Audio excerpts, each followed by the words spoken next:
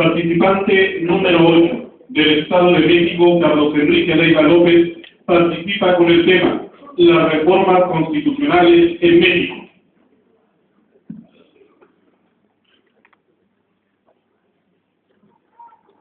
A la memoria de don Cancino Casaonda, porque Chiapas es en el cosmos lo que una flor al viento.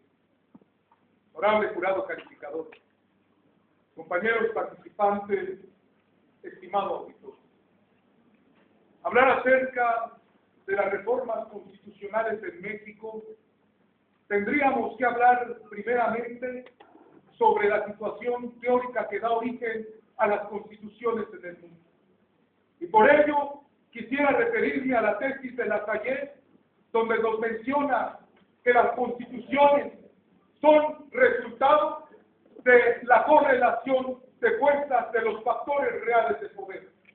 Y en este sentido tendríamos que señalar que los factores reales de poder son aquellas instituciones y son aquella clase política que dirige los destinos de una nación y que las constituciones obedecen a los dictámenes y necesidades de estas clases políticas.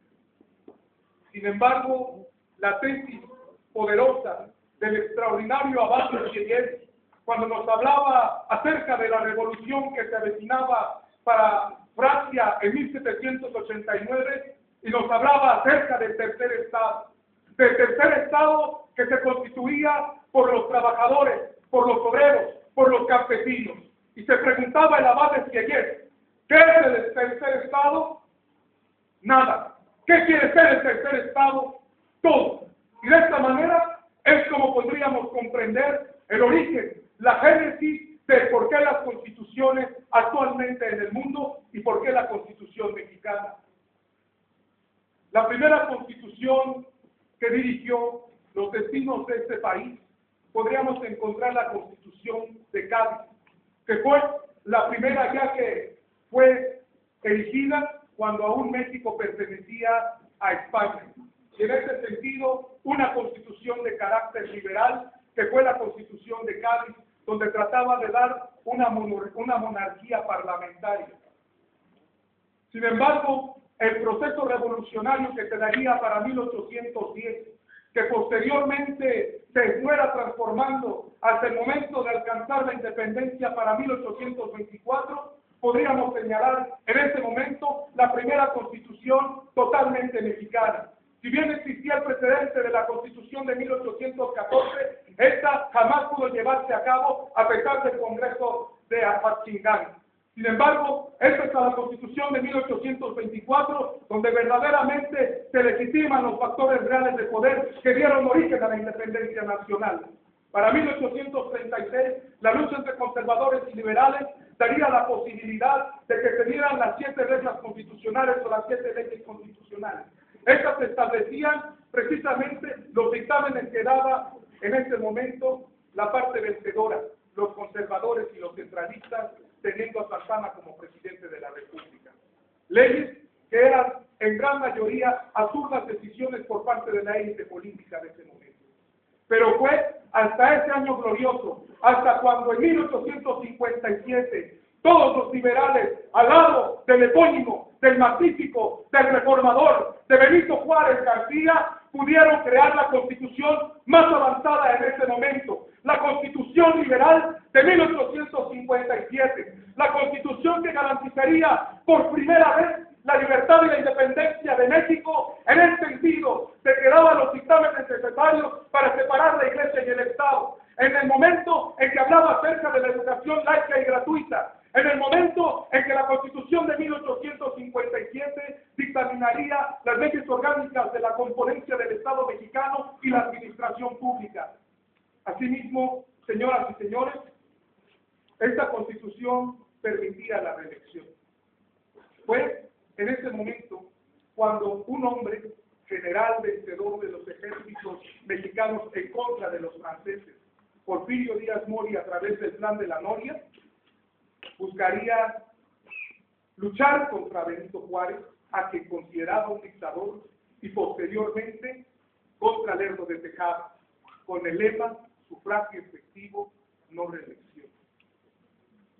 Para 1910 fue donde se dio el proceso revolucionario que daría inicio a la Revolución Mexicana de este mismo año. Sin embargo, como precedente, quisiera también señalar que en 1906 el diputado Francisco Bulnes hablaría ante la Cámara de Diputados y mencionaría que tenemos en México, aparte del general Porfirio Díaz, y en ese sentido decía, solo hombres. La nación necesita de instituciones, de partidos políticos, y es por esas razones que le da causa y sentido para que el movimiento revolucionario de 1910, iniciado por el extraordinario Francisco I. Madero, diera paso a una nueva construcción social. Pero, sin embargo, la presidencia de la República de Francisco I. Madero fue débil. Se debilitó a tal grado que fue una situación en la cual cayó en nuestro país, que no tenía el apoyo suficiente por parte de todas las élites políticas y de las fuerzas revolucionarias, que hizo que para el año de 1913 se diera la decena trágica. Y es ahí donde tenemos el personaje Belisario Domínguez hablando acerca del chacal, del lastre para México, el usurpador Victoriano Huerta. Para 1917, nuevamente las fuerzas revolucionarias tratan de encontrar el consenso entre todos los factores reales de poder y surge la Constitución de 1917, la primera constitución social del mundo, antes aún de la Constitución de la República de Weimar. Y esa Constitución, que es la que nos sigue diciendo el mundo, fue orgullo nacional durante muchos años, porque permitió la estabilidad política, porque permitió las garantías sociales, porque garantizó el trabajo para los obreros y para los campesinos, porque garantizó el reparto agrario, porque garantizó la salud de nuestro país. Sin embargo, hemos visto que la transformación y correlación de fuerzas que se ha dado alrededor del proceso de transformación política que en México se emprendió después de la última parte del siglo XX, se iniciaron las reformas en materia electoral y en materia de sistemas de partidos.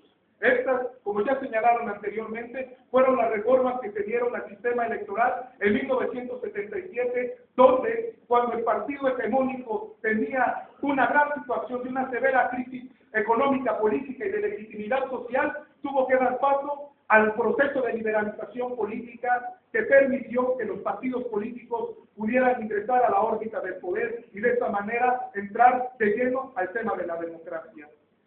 Sin embargo, las reformas constitucionales que vinieron en años posteriores fueron poco a poco transformándose de tal manera que ideales revolucionarios tan trascendentes como lo fue el reparto agrario quedaran en el olvido. Tal fue la reforma constitucional impulsada por Carlos Salinas de Gortari, que permitió la enajenación del ejido, traicionando severamente uno de los postulados más grandes de la Revolución Mexicana, que fue el reparto agrario, que fue la tenencia de la tierra para aquellos hombres y mujeres que día a día, bajo los abrasadores rayos del sol, pesan en un ósculo inmenso el arado. Y ese fue uno de los grandes presiones que se dio a la Revolución Mexicana. Actualmente se están debatiendo reformas constitucionales como la que es la reforma política, la cual quiere impulsar la reelección de diputados y la reelección legislativa en su totalidad de senadores, diputados y presidentes municipales también. Y en ese sentido se está presionando otro de los grandes postulados de la Revolución Mexicana. Yo creo que si esta reforma constitucional se permite, nuevamente entraremos en un cisma y en una crispación social, porque se está dando un problema gravísimo al presionar el más alto postulado de la Revolución Mexicana, que fue la no reelección. Señoras y señores, tenemos hoy ante nosotros a un México que poco a poco se derrumba ante un mar de sangre. Tenemos hoy a un México que necesita del esfuerzo gallardo de sus jóvenes, que necesita el esfuerzo gallardo de sus trabajadores, de sus mujeres, de todos los ciudadanos que comprometidos con la consolidación democrática para alcanzar el progreso social, necesitamos hoy ponernos en pie de marcha, ponernos en pie de lucha. Y hoy en Comitán, amigas y amigos, es la propuesta que vengo a dar en este certamen nacional de oratoria.